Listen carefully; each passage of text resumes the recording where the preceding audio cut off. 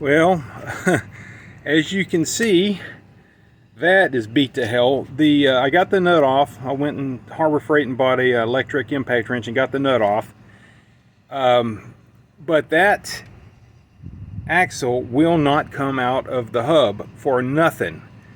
Put penetrating oil on it. I beat on it. I took torch to it, heated it up real hot, and beat on it. Won't come off.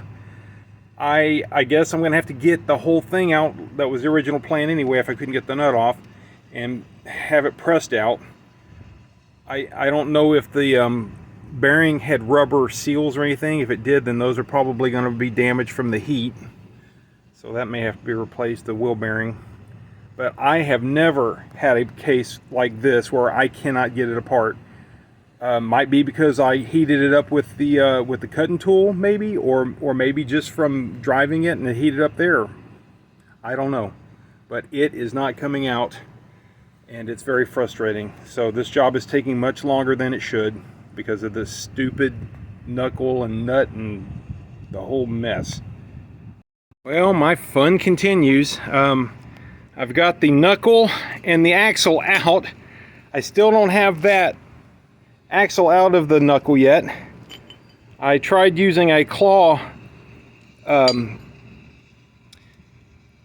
guess it's a claw press, I don't know, but I had to put so much force on it and it didn't go. It broke the end off one of the claws. I still haven't gotten the axle out of the car yet. I just cut the band on the inner boot, on the inner boot, and removed it that way. So I've still got to get that out of the car. I'm gonna have to look that up. So not going well.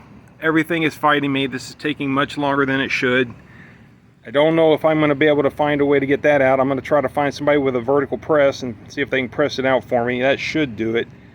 But you can see I've destroyed the end of that axle because I have been beating it as hard as I can and it will not budge.